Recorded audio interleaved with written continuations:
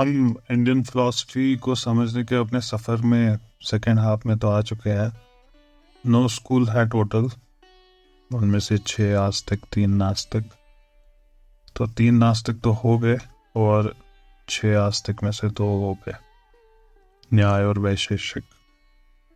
अब 4 बचे हैं, सांख्य, योग, मीमांसा और वेदांत। और शायद यही ज़्यादा मशहूर स्कूल्स भी हैं, योग और वेदांत कंटेम्प्रेरी वर्ल्ड में बड़े मशहूर हैं। हम आज सांख्य फलसफा समझने की कोशिश करेंगे। सांख्य फलसफा कपिल के सांख्य सूत्र पर बेस्ड है। Kapil was a great sage जिनका सांख्य सूत्र है, उस पे बेस्ड है ये वर्क, ये स्कूल। और सांख्य एक बहुत पुराना सिस्टम मालूम होता है, क्योंकि इसके जो ख्यालात हैं वो लगभग तमाम स्कूल्स में, और जो स्कूल्स श्रुति, स्मृति, पुराण, इनमें भी मिलते हैं सांख्य थॉट्स। ये जो सांख्य सूत्र है, कहा जाता है बड़ा ब्रीफ और टर्स रीडिंग है, और कपिल ने फिर थोड़ा सा एलॉबरेट करके एक और वर्क लिखा। और सांख्य फलसफे को, इस सिस्टम को, इस स्कूल को कभी कभार एथिस्टिक सांख्य भी डिस्क्राइब किया जाता है। एथिस्टिक सांख्य कहने से क्या समझ आता है कि कोई थीस्टिक सांख्य भी होगा। योग स्कूल को थीस्टिक सांख्य कहते हैं। अच्छा, हमने बात की कि ये जो ये 6 स्कूल हैं, ये 2-2 करके काइंड ऑफ अलाइंड है एक दूसरे के। न्याय और वैशेषिक हम समझ गए उसको ऑलरेडी। वैसे ही सांख्य और योग बहुत ही ज्यादा अलाइंड है। जब हम योग समझेंगे तो आपको ये पता चल जाएगा कि how are they aligned. Kapil seems to have been not admitting the existence of God। और कपिल का मानना भी ये था कि खुदा के वजूद को साबित किया भी नहीं जा सकता। लेकिन it is a controversial point. Kapil के बाद उनके डिसाइपल आसुरी, और आसुरी के एक और disciple, they also wrote some books जिन्होंने सांख्य सिस्टम को और एलॉबरेट किया और क्लियर कि what does this system believe in, उसको प्रेजेंट किया। लेकिन ये जो वर्क्स हैं, they have been lost with time. और इन वर्क्स के अंदर क्या लिखा था, क्या था, we do not have details of that. Ishvara Krishna की सांख्य कारिका, ये अर्लीस्ट अवेलेबल और अथॉरिटेटिव टेक्स्ट बुक है सांख्य फलसफे की। फिर और भी कुछ एक वर्क्स हैं of into which we are not going. सांख्य कारिका will do for now। इसका सांख्य कारिका भाष्य है, वो भी एक बड़ा मशहूर वर्क है। पहले इस स्कूल का नाम सांख्य पड़ा क्यों, ये भी इट्स श्राउडेड इन मिस्ट्री। कुछ थिंकर्स के हिसाब से कि ये जो सांख्य नाम है, संख्या वर्ड से आया है। संख्या किसको कहते हैं? संख्या हिंदी में नंबर को कहते हैं, संख्या। और इस टर्म को अप्लाई किया गया इस फलसफे पे because it aims at a right knowledge of reality by enumeration of the ultimate objects of knowledge. Ultimate objects of knowledge को इन्यूमरेट करता है ये स्कूल, इस वजह से सांख्य। कुछ और के हिसाब से the word Sankhya, it means perfect knowledge, सम्यक ज्ञान। और कोई फलसफा जो हमको ये सम्यक ज्ञान देगा उसको सांख्य बोलेंगे। तो ये राय है इसके बारे में कि नाम कहाँ से आया।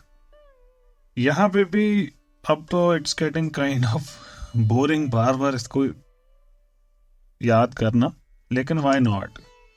न्याय वैशेषिक सिस्टम की तरह ही सांख्य का भी इल्म को हासिल करने का मकसद प्रैक्टिकल पर्पस है, वही पेन और सफरिंग को एंड करना। It gives us a knowledge of self which is clearly higher than that given by other systems. शायद सिर्फ वेदांत इससे आगे होगा. तो it may very well be characterized as the Sankhya in the sense of pure metaphysical knowledge of self. As a system, इस system को हम sum up कर सकते हैं कि ये ड्यूअलिस्टिक है, दो हकीकतों को मानता है अल्टीमेट, और रियलिस्ट है. ड्यूअलिस्टिक रियलिज्म. न्याय और वैशेषिक ने क्या किया था? वो प्लूरलिस्टिक थे. एटम्स, माइंड, सोल्स एटसेट्रा सबको मानते थे वो. सांख्य दो ही अल्टीमेट रियलिटीज को मानता है, the spirit and the matter, पुरुष और प्रकृति. और इन्हीं दो का जो नेचर है और इन्हीं की जो डिराइव्ड रियलिटीज है, इन्हीं दो की, प्रकृति और पुरुष की, इसी के साथ डील करता है सांख्य मेटाफिजिक्स. अब हम सांख्य मेटाफिजिक्स देखते हैं. सबसे पहले हम थियरी ऑफ कॉजेशन देखेंगे. ये जो सांख्य मेटाफिजिक्स है, स्पेशली इट्स डॉक्ट्रिन ऑफ प्रकृति, ये जिस फलसफे पे बेस्ड है, जिस कॉजेशन की थियरी पे बेस्ड है, उसको सत्कार्यवाद कहते हैं. सत्कार्यवाद. सत्कार्यवाद का ऑपोजिट हो गया असत्कार्यवाद. तो कुछ स्कूल असत्कार्यवाद में बिलीव करते हैं, कुछ स्कूल सत्कार्यवाद में बिलीव करते हैं. हमने पासिंग रेफरेंस तो इनका पहले भी दिया है कितनी बारी, फिर से देख लेते हैं. मसला, सवाल हमारे सामने ये है कि is the effect already there in the cause. इस सवाल के जवाब में दो अलग अलग आंसर मिलते हैं, यस और नो. यस कुछ स्कूल्स कहते हैं, they might have different other views, but they are on this question on the side of yes, others are on the side of no. तो ये सवाल है हमारे सामने. बौद्ध और जो न्याय वैशेषिक हैं, they answer no. The effect is not already there in the cause. इनके हिसाब से effect cannot be said to exist before it was produced by some cause. ये सेंसलेस बात है इनके हिसाब से कि अभी उसका प्रोडक्शन नहीं हुआ और आप कह रहे वो ऑलरेडी था. अगर इफेक्ट ऑलरेडी एग्जिस्ट कर रहा था अपने मटेरियल कॉज में प्रायर टू इट्स प्रोडक्शन, तब फिर हम ये किसके प्रोडक्शन की बात कर रहे थे? What was it produced? It's a senseless talk then. Further, अगर इफेक्ट ऑलरेडी कॉज में है, तो जो एफिशिएंट कॉज है, जो करता है, जिसने किया ये काम, जो से फॉर एग्जांपल अगर मिट्टी में पॉट ऑलरेडी है, तो उस पॉटर ने किया क्या तब? We can not explain why the activity of efficient cause is necessary. मिट्टी तो खुद से पॉट बनती नहीं है, पॉटर का काम नेसेसरी है. लेकिन अगर मिट्टी में पॉट ऑलरेडी था, तो इसका काम नेसेसरी कैसे हुआ? उसने किया क्या तब?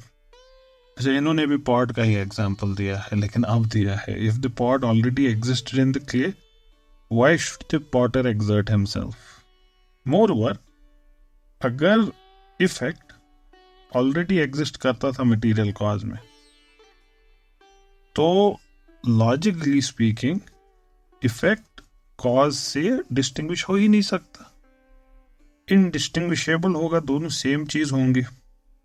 हम दोनों को सेम नाम से बुलाएंगे, हम दोनों को पॉट या दोनों को क्ले बुलाएंगे, और दोनों सेम पर्पस भी सर्व करने चाहिए थे तब. What the pot does should have been what the clay also could do. It can not be said there is a distinction of form between the effect and its material cause. ये भी नहीं कहा जा सकता. अगर हम ये कहें कि देखिए फर्क तो है, फॉर्म का फर्क है, कहते हैं ये भी नहीं कहा जा सकता. क्यों नहीं कहा जा सकता? क्योंकि अगर हमने ये किया, तब हमको ये मानना पड़ेगा कि कुछ तो है इफेक्ट में जो कॉज में नहीं था, फॉर्म ही सही.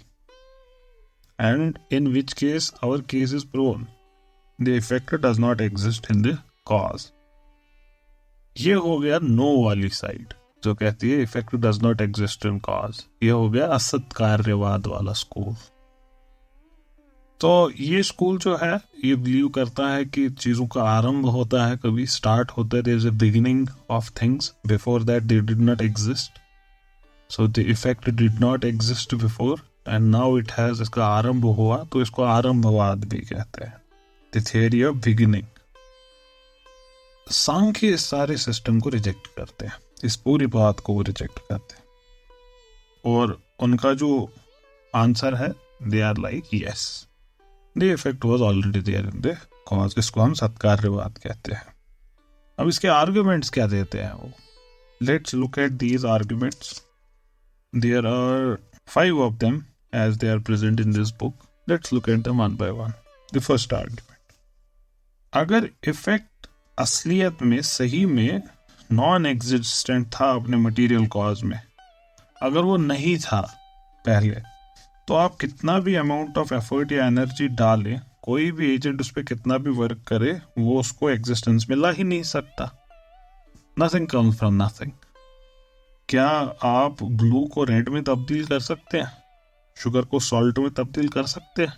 ना, नहीं कर सकते। इसका मतलब ये हुआ, जब एक इफेक्ट प्रोड्यूस होता है किसी मटेरियल कॉज से, हम बस इतना कह सकते हैं कि it pre exists in the cause but was not manifested, बस इतना कह सकते हैं। हम ये कह सकते हैं कि वो जो इफेक्ट था वो कॉज के अंदर ही था, लेकिन फेवरेबल कंडीशन मिली, उसने खुद को मैनिफेस्ट किया। जैसे जब आप सीड को प्रेस करते हैं ऑयल निकलता है, वो कोई प्रोड्यूस नहीं हुई नई चीज, उसके अंदर ऑलरेडी थी, बस फेवरेबल कंडीशन आई प्रेशर का और ऑयल बाहर आ गया। ये जो एफिशिएंट कॉज होता है, ये जो पॉटर होता है, उसने क्या किया? ये सवाल था ना जो भी आया था हमारे सामने। वो क्या करते हैं, वो वही कंडीशंस को ले आते हैं, बस वो सिंपली उन कंडीशंस को लाते हैं जिससे ऑलरेडी एग्जिस्टिंग कोई कैरेक्टर वो मैनिफेस्ट हो जाता है। That's all they do. ये पहला आर्गुमेंट है। दूसरा, there is an invariable relation between a material cause and its effect. हमेशा साथ होते हैं। एक मटेरियल कॉज सिर्फ वही इफेक्ट ला सकता है जिसके साथ वो कॉजली रिलेटेड हो, वो उस इफेक्ट को नहीं ला सकता जिससे वो कॉजली रिलेटेड ना हो। कॉज और इफेक्ट जो साथ होते हैं, अब ये बड़ा इंटरेस्टिंग और सटल पॉइंट है, कॉज और इफेक्ट साथ होते हैं हमेशा। साथ होने का मतलब कॉज और इफेक्ट दोनों एग्जिस्ट करते हैं। How can cause be related to something what does not exist? So the effect also must exist before it is actually produced. तो क्या दूसरा आर्ग्यूमेंट। तीसरा आर्ग्यूमेंट क्या था कि cause and effect are always related. If effect does not exist, so how can cause be said to be related to which doesn't exist? अब जो तीसरा आर्ग्यूमेंट है वो यही है कि कुछ certain causes वो certain effect को ही लाते हैं। That means certain effects can be produced only from certain causes. आप जहाज नहीं बना सकते मिट्टी से। Curd can only be got out from milk. कपड़े को रेशे से ही बनना पड़ेगा। ये भी दिखाता है कि इफेक्ट somehow कॉज में एग्जिस्ट करता है। अगर ऐसा नहीं होता तो कोई भी कॉज से कोई भी इफेक्ट आ सकता था। ये हो गया तीसरा आर्ग्यूमेंट। चौथा argument, the fact that only a potent cause can produce a desired effect goes to show that effect must be potentially contained in the cause. The potent cause of an effect is that which possesses some power that is definitely related to effect. Important होगा तो ताकत ही ना रखे वो चीज करने की, वो कहाँ से लाएगा इफेक्ट? उसके अंदर वो ताकत होनी चाहिए जो उसको इफेक्ट से रिलेट करे। उसके अंदर वही ताकत नहीं है तो वो उस इफेक्ट को ला ही नहीं सकता। लेकिन ऐसी कोई ताकत आपके अंदर हो ही नहीं सकती अगर वो चीज जिसके साथ रिलेटेड है वो चीज ही एग्जिस्ट नहीं करती। This means that the effect exists in the cause in an unmanifested form. ये चौथा आर्गुमेंट था। पांचवा, if the effect can be really non existent in the cause, तो जब वो प्रोड्यूस हुआ तो हमको ये कहना पड़ेगा a non existent thing came into existence. हमको ये मानना पड़ेगा समथिंग केम फ्रॉम नथिंग, जो कि एब्सर्ड है। X nylo Nile fit, from nothing nothing comes. तो यहाँ पे तो आपने कहा कि जो नहीं था एग्जिस्टेंस में वो एग्जिस्टेंस में आया, तो नो, ऐसा नहीं हो सकता। And finally we see that the effect is not different from but essentially identical with the material cause. अगर हम कॉज और इफेक्ट को दोनों को ध्यान से देखें तो हमको पता चलता है कि दोनों एक्चुअली सिमिलर होते हैं। If therefore the cause exists, the effect also must exist. In fact, the effect and the cause are explicit and implicit state of the same substance. एक कपड़ा जो होता है, for example, it is not really different from the threads which it contains. ये वही है finally, threads ही हैं अभी भी। एक मूर्त होती है, मूर्ति होती है, स्टैचू होता है, वो at the end of the day अपने मटेरियल कॉज से डिफरेंट है ही नहीं, वो पत्थर ही है अभी भी। It is just a stone with a new shape, a new form. Table, ये अभी भी वही वुड है जो जिसका ये बना है। इस पूरे डिस्कशन से सांख्य ये कंक्लूजन निकालते हैं कि इफेक्ट एग्जिस्ट करता है मटेरियल कॉज में इवन बिफोर इट्स अपीयरेंस, ये पहले से ही था। इस थ्योरी को सत्कार्यवाद कहते हैं, the view that the effect is existent before it's appearance. ये जो सत्कार्यवाद है ये दो फॉर्म्स लेता है, परिणामवाद और विवर्तवाद। परिणामवाद के हिसाब से when effect is produced there is real transformation। परिणाम, रियल ट्रांसफॉर्मेशन होता है कॉज का इफेक्ट में। फॉर एग्जाम्पल मिल्क का कर्ड में तब्दील होना, this is a real transformation. Sankhya is in the favour of this view. उनका सत्कार्यवाद क्या है? परिणामवाद वाला सत्कार्यवाद। दूसरा व्यू है विवर्तवाद। विवर्तवाद अद्वैत वेदांत वाले मानते हैं। इनका क्या मानना है? The change of the cause into effect is merely apparent. कुछ चेंज हुआ ही नहीं असली में, जो असलियत है वो अभी सेम ही है, nothing has changed.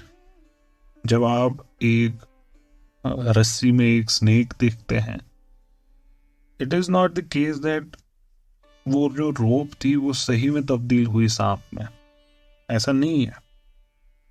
It only appears सो। वैसे ही गॉड या फिर जो ब्राह्मण है, it does not become really transformed into the world. ये हम गलत सोचते हैं that he undergoes change and becomes the world. नहीं होता ऐसे, इट्स ओनली अपीरेंट चेंज। ये जी थ्योरी ऑफ कॉजेशन। अब हम देखते हैं प्रकृति के बारे में क्या कहते हैं। सांख्य का जो फलसफा है कि कॉजेशन महज एक ट्रांसफॉर्मेशन है, लेकिन परिणामवाद रियल ट्रांसफॉर्मेशन है। It logically leads to the concept of Prakriti. यही मानना पड़ेगा था कि कोई सोल एक कॉज है of the world of objects, क्योंकि जो भी ऑब्जेक्ट हमारे सामने हैं, जो इससे पहले थे इनके कॉज, ये उसमें ऑलरेडी थे। ऐसे करते करते आप रिवर्स चलते जाएं तो you would reach to one final cause, material cause of everything, that is प्रकृति।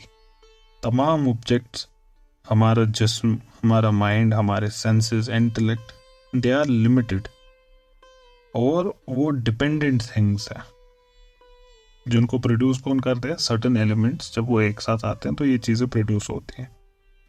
तो हम इस दुनिया को जब देखते हैं, ये सीरीज ऑफ इफेक्ट्स है, इसका कोई ना कोई कॉज होगा। क्या है कॉज इस दुनिया का? पुरुष या फिर जो सेल्फ है, ये कॉज नहीं हो सकता। सेल्फ ना ही कॉज है ना ही इफेक्ट है किसी चीज का, ये नहीं हो सकता। So the cause of the world must be not self. कहने का मतलब कोई प्रिंसिपल जो परे है, अलग है, या डिफरेंट है from spirit, from consciousness. Consciousness नहीं है, कॉन्शियसनेस नहीं ला सकती है सारे इफेक्ट्स इनटू प्रोडक्शन। तो क्यों ना हम ये कहें कि कुछ फिजिकल एलिमेंट्स हैं, मटेरियल एटम्स हैं, जैसे उन्होंने कहा वैशेषिक ने, तो वैसे क्यों ना माने कि वो है कॉज। चार्वाक और जो मटीरियलिस्ट्स हैं, चार्वाक ही मटीरियलिस्ट्स हैं, बौद्ध, जैन, न्याय वैशेषिक, इनके हिसाब से जो एटम्स हैं, अर्थ, वाटर, लाइट, एयर, या जो भी उनके डिफरेंट डिफरेंट ख्यालात हैं इस बारे में, ये मटेरियल कॉजेज हैं कायनात के ऑब्जेक्ट्स के। सांख्य नहीं मानता, सांख्य ऑब्जेक्ट करता है। Objects to this on what ground, कि जो मटेरियल एटम्स हैं वो एक्सप्लेन नहीं कर सकते जो सटल प्रोडक्ट्स हैं नेचर के, उनको। अभी कौन है ये सटल प्रोडक्ट्स? जैसे माइंड है, माइंड के एटम्स, ईगो के एटम्स, इंटेलेक्ट के एटम्स, ये कैसी बात कर रहे हो? तो हमको कहीं और जवाब ढूंढना पड़ेगा, हमको कुछ ऐसा ढूंढना पड़ेगा जो ग्रॉस ऑब्जेक्ट्स, जैसे ये ग्रॉस ऑब्जेक्ट्स, चीजें, टेबल, बेड, अर्थ, वाटर, ट्रीज, ये सारी चीजों को जो एक्सप्लेन करे, और जो सटल प्रोडक्ट्स को भी एक्सप्लेन करे, दोनों चीजों को जो एक्सप्लेन करेंगे, ये हमको ढूंढना है। सांख्य कहता है अगर आप नोटिस करें दुनिया में जो एवोल्यूशन होता है चीजों का, कॉज इफेक्ट से सटलर होता है। The cause is subtler than the effect and that it pervades the effect. जैसे एक सीड एक ट्री में तब्दील होता है, seed is subtler than a tree. Hence इस एनालॉजी को अगर आगे बढ़ाएं, अल्टीमेट कॉज जो होगा पूरी दुनिया का, ये सबसे ज्यादा subtle, it must be some unintelligent और अनकॉन्शियस प्रिंसिपल जो खुद अनकॉज्ड है, खुद इटर्नल है, ऑल परवेडिंग है। क्योंकि इफेक्ट देखिए कॉज में है ऑलरेडी, तो ये भी ऑल परवेडिंग होगा, हर चीज का कॉज इसके अंदर होगा। It must be very fine and ready to produce world objects. ये प्रकृति है जिसका ये तमाम बना है। किसका बना है? प्रकृति का। ये फर्स्ट कॉज है तमाम चीजों का, और खुद का कोई कॉज है नहीं इसका। ये अनकॉज्ड रूट कॉज है तमाम ऑब्जेक्ट्स का। ये इटर्नल है, ये लिमिटेड नहीं हो सकता, ये नॉन इटर्नल नहीं हो सकता, क्योंकि लिमिटेड और नॉन इटर्नल फर्स्ट कॉज नहीं हो सकता। And being the ground of such subtle products of nature as mind and intellect, Prakriti भी सटल है, मिस्टीरियस है, और अद्भुत शक्ति है, ट्रिमेंडस पावर रखती है अपने अंदर, जो इवॉल्व होती है और डिसॉल्व होती है कायनात में इन साइक्लिक ऑर्डर। साइक्लिक ऑर्डर की इससे पहले भी बात हुई, यहाँ पे ज्यादा डिस्क्राइब करने की जरूरत अब नहीं है। प्रकृति की existence as the ultimate subtle cause of the world, इसको हम इन्फरेंस से जानते हैं। तो इसका मतलब क्या हुआ? सांख्य इन्फरेंस को मानता है। अब क्या इन्फरेंस लगाया इन्होंने, देखते हैं इसको भी। All particular objects of the world, तमाम चीजें जो है फ्रॉम इंटेलेक्ट टू अर्थ, ये तमाम लिमिटेड है, ये एक दूसरे पे डिपेंडेंट है। तो कोई अल्टीमेट और इंडिपेंडेंट कॉज होगा इनकी एग्जिस्टेंस का। दूसरा, जो ये दुनिया की चीजें हैं, they possess certain common characters, इनके कुछ कॉमन कैरेक्टर्स हैं, owing to which every one of them, every object, वो केपेबल है कि वो प्लेजर, पेन या इंडिफरेंस, ये तीन एटीट्यूड्स प्रोड्यूस कर सकते हैं। तो इन तीनों कैरेक्टर्स का कोई कॉमन ओरिजिन होगा जिससे सब में आए हैं। तीसरा, तमाम जो इफेक्ट हैं वो किसी न किसी कॉज की एक्टिविटी से ड्रॉ होते हैं, which contains their potentiality within it, वो पोटेंशियल रखता है उस कॉज को, इस इफेक्ट को लाने में। द वर्ल्ड ऑफ ऑब्जेक्ट्स, ये इफेक्ट है, तो ये जो पूरी वर्ल्ड है इसका भी कोई वर्ल्ड कॉज उसमें ये इम्प्लिसिटली कंटेन होगा। चौथा, an effect arises from its cause, effect अपने कॉज से अराइज होता है and is again resolve into it at the moment of its destruction. जहां से आया था वहीं से वापस चला जाता है। कहने का मतलब an existing effect is manifested by a cause और इवेंचुअली वापस उसी में रिएब्सॉर्ब होता है। तो जो पर्टिकुलर ऑब्जेक्ट्स हैं एक्सपीरियंस के, they must arise from there particular causes. तो जो पर्टिकुलर ऑब्जेक्ट्स हैं एक्सपीरियंस के हमारे, वो पर्टिकुलर कॉजेस से अराइज होते होंगे and these again from more general causes and so on. ऐसे करते करते जब आप रिवर्स में चलेंगे तो you will reach the final cause. इसी का ऑपोजिट डिस्ट्रक्शन के टाइम जो फिजिकल एलिमेंट्स हैं, they must be resolved into atoms, the atoms into energies and so on। ये करते जाएंगे आप पहुंचते जाएंगे एक अनमैनिफेस्टेड इटर्नल प्रकृति में।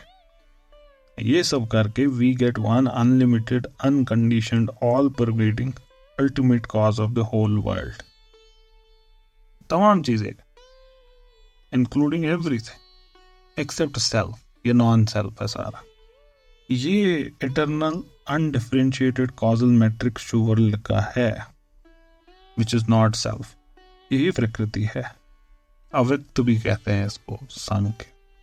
अब हम ये सवाल पूछें कि इस प्रकृति का कॉज क्या है, सांख्य कहते हैं ना, ये अल्टीमेट कॉज है।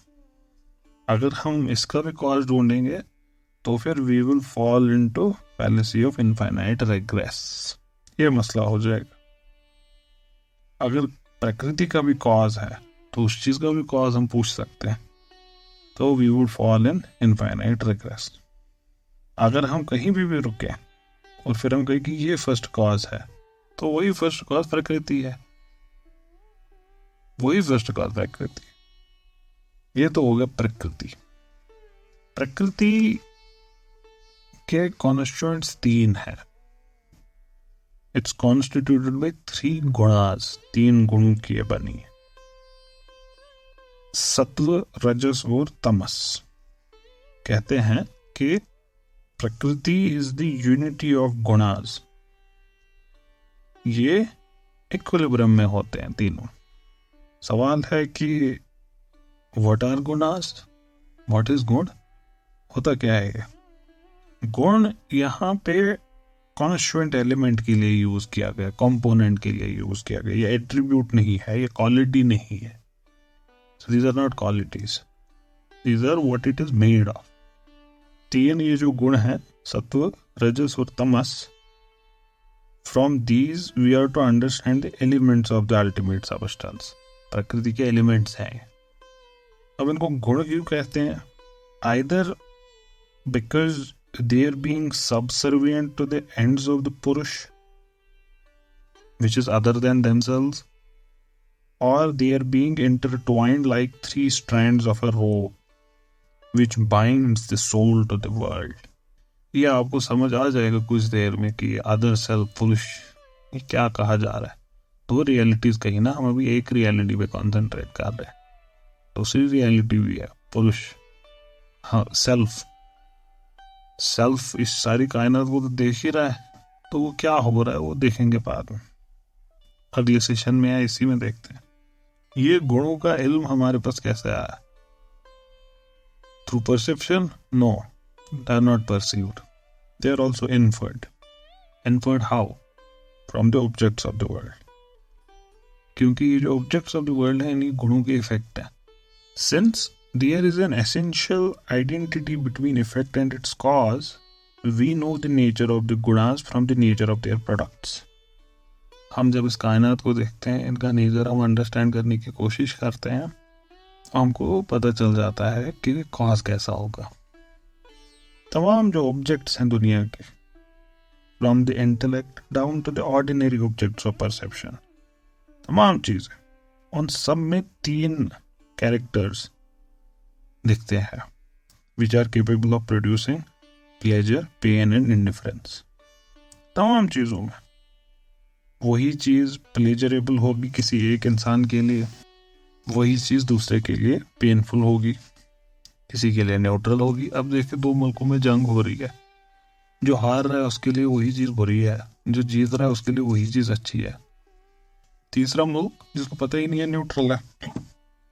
परिंदों का चहचहाना, ये किसी आर्टिस्ट के लिए क्या खूबसूरत है म्यूजिक, लेकिन एट द सेम टाइम अगर आप बीमार हैं तो आपको तकलीफ देगा। हाँ, अगर आप बहरे हैं तो आपको फर्क ही नहीं पड़ेगा।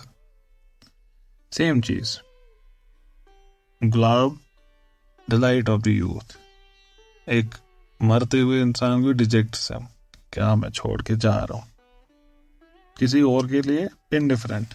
ये बात अगर आप समझ गए और साइमल्टेनियसली अगर आप याद करें कि cause must contain the effect, तो हम इन्फर कर सकते हैं जो अल्टीमेट कॉज होगा वो भी कॉन्स्टिट्यूटेड होगा 3 एलिमेंट्स का।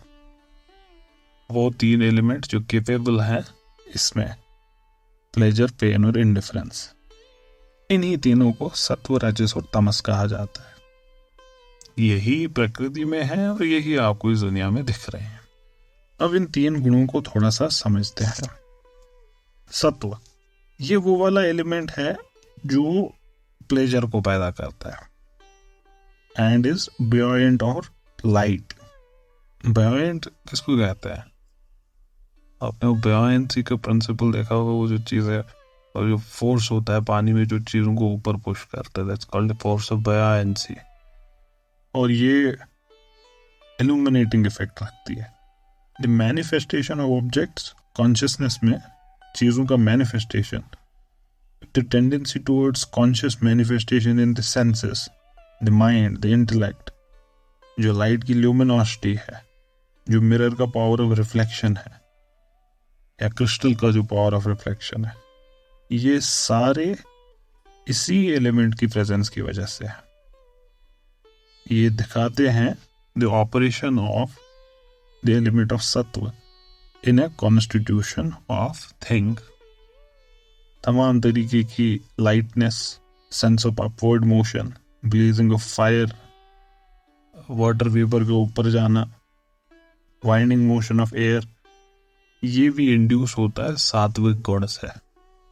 प्लेजर डिफरेंट फॉर्म्स में जो होता है, जैसे सेटिस्फेक्शन है, जॉय है, हैप्पीनेस है, ब्लिस है, कंटेंटमेंट है, ये सब भी प्रोड्यूस होते हैं by things in our mind through the operation of the power of sattva inherent in both of them. Rajas, rajas is the principle of activity in things.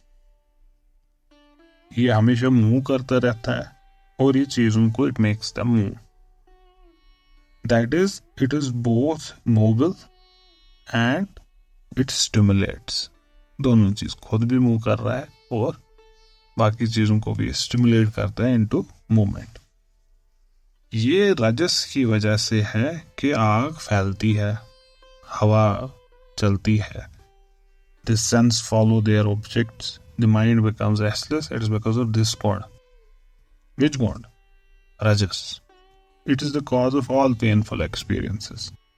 And it is itself of the nature of pain, दुख। ये जो रजस है, यही सत्व और तमस के जो एलिमेंट्स है, it helps those elements to perform their functions. ऐसा क्यों होगा? क्योंकि अगर आपने ध्यान दिया हो, मोशन इज बिकॉज ऑफ रजस। वो दोनों खुद में इनएक्टिव और मोशनलेस है, तो because of the presence of rajas that they become active. तीसरा गुण है tamas. It is the principle of passivity, negativity. ये अपोज करता है सत्व को। इन दैट वो लाइट था, ये हैवी है, ये वो लाइट था, ये डार्कनेस है, ये छुपाता है चीजों को, वो चीजों को मैनिफेस्ट करता, ये ऑब्स्ट्रक्ट करेगा मैनिफेस्टेशन चीजों की। ये प्रिंसिपल ऑफ रजस को भी रेजिस्ट करता है, ये कोशिश करता है रिस्ट्रेन करने की मोशन को, ये काउंटर एक्ट करता है, it counter acts the power of manifestation in the mind और द इंटेलेक्ट और अदर थिंग्स। तो इस वजह से ये इग्नोरेंस प्रोड्यूस करता है, डार्कनेस प्रोड्यूस करता है। It ends up in confusion, bewilderment, मोह। इसी से प्रोड्यूस होता है। और ये प्रिंसिपल ऑफ एक्टिविटी को अपोज करता है, ऑब्स्ट्रक्ट करता है। दैट मीन्स ये आपके अंदर लेथार्जी प्रोड्यूस करता है, स्लीप, ड्राउजीनेस, लेजीनेस, तमस की प्रेजेंस है इसमें। ये इंडिफरेंस, एपैथी, ये उसको प्रोड्यूस करता है। तो इस वजह से इन तीनों को, सत्व, रजस और तमस, इनको कंपेयर किया जाता है सत्व को वाइटनेस के साथ, रजस को रेडनेस के साथ और तमस को डार्कनेस के साथ। अब इन तीनों का रिलेशन, ये जो तीन गुण हैं इनकी आपस में रिलेशन को जब हम ऑब्जर्व करें, they are one of a constant conflict as well as cooperation. दोनों चीजें, दोनों हमेशा एक साथ रहते, ये सारी तीनों हमेशा एक साथ मिलेंगे आपको, एक दूसरे से अलग कभी ये हो नहीं सकते।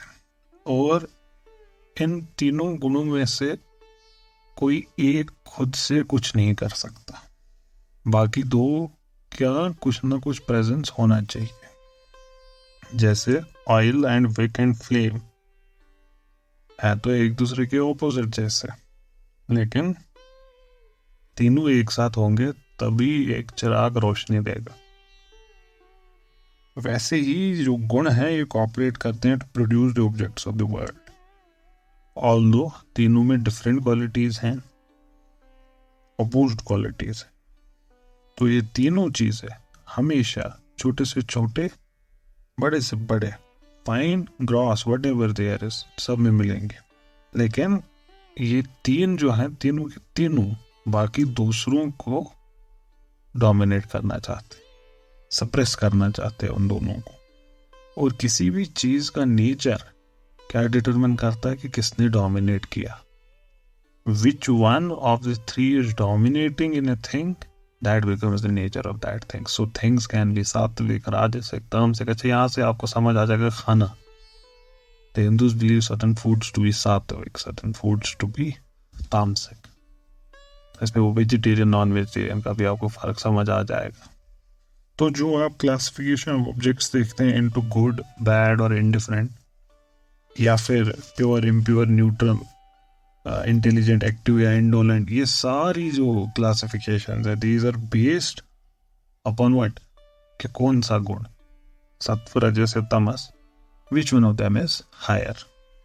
एक और कैरेक्टरिस्टिक जो गुणों का है कि कॉन्स्टेंटली चेंजिंग है, ऑलवेज चेंजिंग।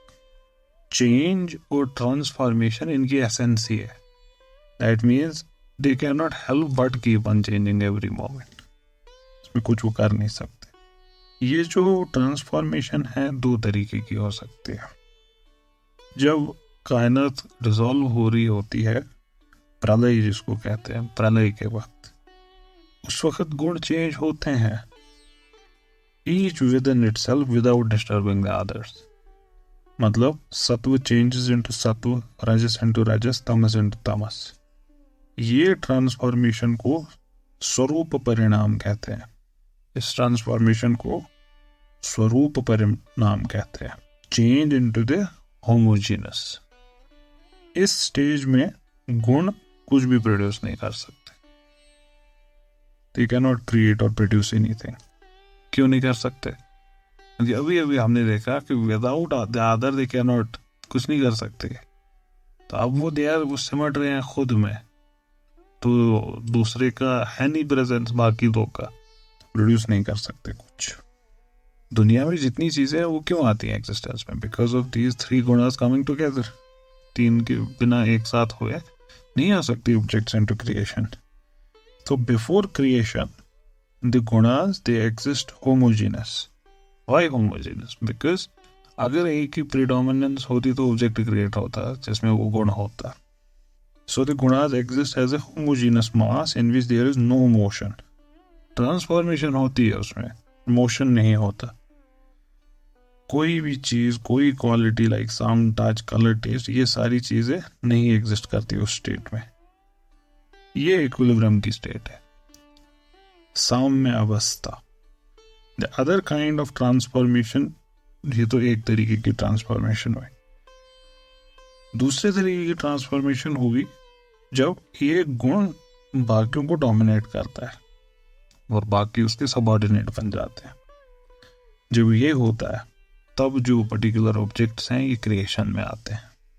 ये जो ट्रांसफॉर्मेशन है इसको विरूप परिणाम कहते हैं और द चेंज इनटू हेट्रोजीनस। और ये स्टार्टिंग पॉइंट है दुनिया की एवोल्यूशन का, दुनिया की एग्जिस्टेंस में आने का। क्या जो विरूप परिणाम होता है, हम यहाँ पे इसको मुकम्मल करते हैं। अगले सेशन में इंशाल्लाह देखते हैं पुरुष क्या होता है। प्रकृति आज समझे है, पुरुष को अगली बारी समझेंगे।